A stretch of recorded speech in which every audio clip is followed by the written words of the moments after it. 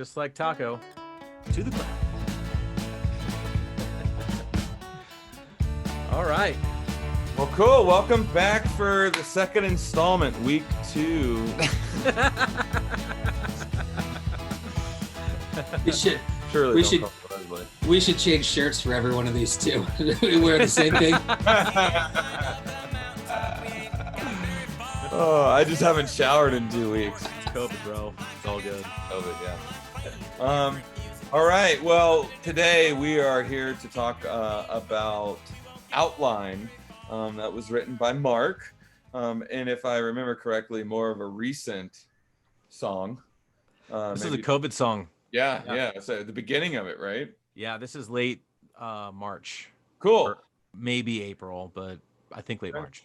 So let's talk about the name of the song, where it came initially from, and kind of how it developed over, the lockdown, so to speak. Yeah, a few places this song came from. I had a lot of the guitar pieces, and actually I was thinking about this earlier today, and definitely a big portion of this song musically came from listening to so much Woodbelly.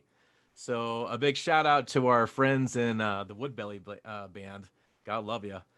But yeah, super motivating musical genre and experience, and seeing them live and some of those guys were in my backyard 5-6 years ago playing, and thanks to Matt for introducing all of us and all that too. And their album came out, Man on the Moon, and we're just so stoked about it. And Man on the Radio. Man on the Radio. Man on the Radio. That's right.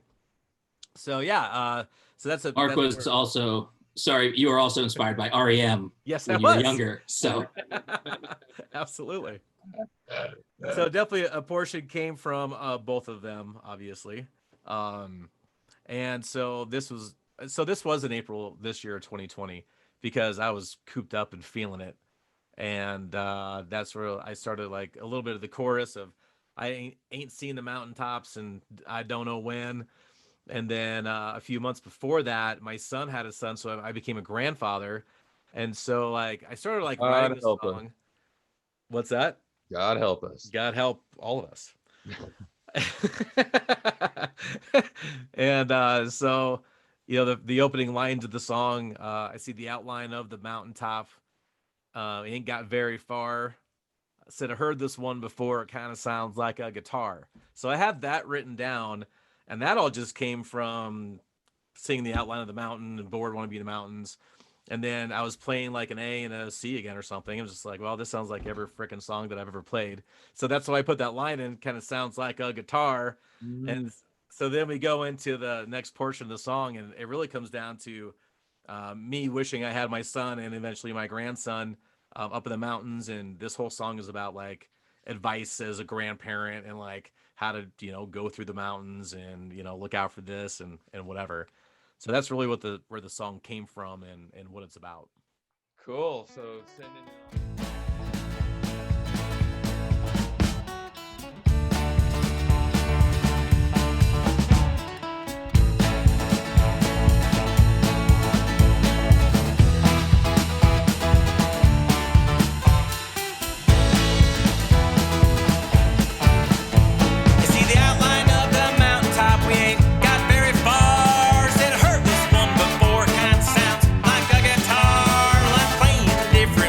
This time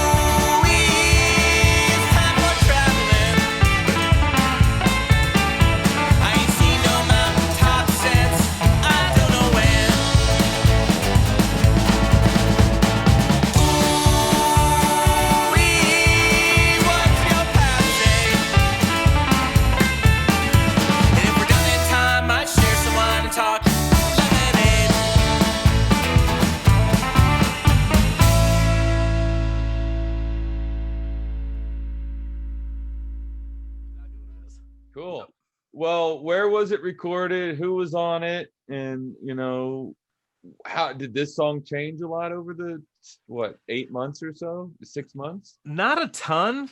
Honestly, it was pretty straightforward. Yeah. Matt, you definitely came over a handful of times Mhm. and we did some tinkering. Yeah. I know like the intro part and the core of the song was pretty much done. I was stuck on where to go with that bridge for a while. Yeah. I But remember we had to hammer that out for a couple weeks. yeah, we did. Yeah, we did some late night sessions and some weekend sessions on that for sure. Um, but I mean, that was just finishing the song. That wasn't like making big, Yeah. versions two Yeah. through 50. It was just finishing the song, and then you ended up playing the giant lick on that song anyway. So that Yeah. was Which was, you perfect. know, really to look back and to just laugh at thinking we were going to have an acoustic guitar solo in that song at any point is just ludicrous. You know, they've gone plaid. So, you know, I think, you know, kind of harken back to what you're saying, that song, you know, came out pretty done. And I think it really probably it encapsulated, you know, where you were just emotionally during COVID in the beginning, and boom, here it is. Let's get it out. And it's always fun, you know, when you're tinkering with, you know, a fine detail to really make the song work. Which for this part, the solo and the bridge and all of that, man, it just really worked. And I had fun working it out because it took me a minute to wrap my head around. So, a couple other people on the song oh yeah, too. yeah. Who was on the song? Yeah, Um, right. Obviously myself, Drew on here, did the background singing. Matt Simmons, of course, what you're looking at. Lionel Lucchese again on the drums, so solid that day. Ben Martinez, of course, so solid on the bass that day. And then Zach Mello. This is probably my favorite trumpet part that Zach has done with us thus far. That when he hits that trumpet so hard and it just vibrates like that, I don't know how it's done, but I love it. And when I hit that little growl in that second verse and his trumpet hits at the same time, I mean, that was not planned, but that was pretty fortuitous, I guess. It was pretty awesome. And this is done Those, at KMG, right? This was recorded at the house here. Oh yeah. Okay. On the Okay. big day. I did go back to KMG and punch a couple spots, and Zach came back and That's he right. punched a couple, just little spots, but yeah, the vast majority of it was done right here live Right. with everybody. And it turned out so raucous. I love just, I mean, watching my son dance to this song and what it does. It just it lights up. It's energized. You know, and raucous in a good way. This has got this kind of 50s rock and roll sound to it. It's just got super energy that I think it just gets you moving. Whether you know whether you want to move or not, you just kind Yeah, of find it's a yourself. party. Yeah, it's Yeah, party. it turned into a huge party. I did not anticipate this song being such a party, but it is. Drew, anything on your end, bud? Yeah, that the trumpet was a last minute ad thing where we were just like, dude, this song would sound crazy with the trumpet. Let's do it. Zach, can you pull it off? He's like, I don't know, because he was so unsure of himself Yeah, coming into the album. And then you look at this album and it's like everything he touched was perfect for what it needed. It was exactly what it needed. Everything he touched was brass. Turned to brass. Well, and Matt, like your guitar solo on this changed the song for me. I already love this song, but your guitar to it, that 50s rock was perfect. It was exactly what it needed. This turned into a top song for me. Yeah, me too. And you know, Mark can attest, and other people too. I was like, I'm not there with this song. I don't want to put this out. And you know, literally, I would say over 150 takes. You know, Yeah. and to be able to, like, you know, you guys kept me in line, but you know, Mark gave me some space to do it. But he's like, hey, it's 4 days, man, 3 days, and kept that part of me organized, but didn't step into my chaos, right? Which, fuck, no one wants to do that, really. But so I appreciate that, and it really did. I agree, Andrew. It became really top 3 of the album, easy. Nice. Well, it's pretty cool that final lick was done from your house, expecting a baby boy. Yeah, that's right. Yeah. Like, he ain't going to the studio, but he's dying to redo this. And I told you, like, over the fence, I'm like, Bro, you're good. Like your last take was awesome. Like you're overthinking it, and then you shot over the electric one with that last final. I'm just like, well, okay, never mind. That's nuts. Let's see if we can just email this to Drew at KMG. Can he just Yeah. we whip this together? And I'm blown away on how well that actually worked. Yeah. Well, again, shout out to Drew KMG and everything he did to synthesize from Sweet Ridge, from KMG, from back home. I forget his name. I'm sorry. Oh, And and Ashland, Ashland? James Ashland. Fleege. Yeah, James, yeah. Just putting all these different things and poor Drew, and we should probably do a whole video around what he had to deal with and how what a master and calm and do this, do that. And some of these recordings I think is really important to note, and we'll get there with especially Pocket. These were live recordings where Andrew's singing 4 feet next to drums. Right.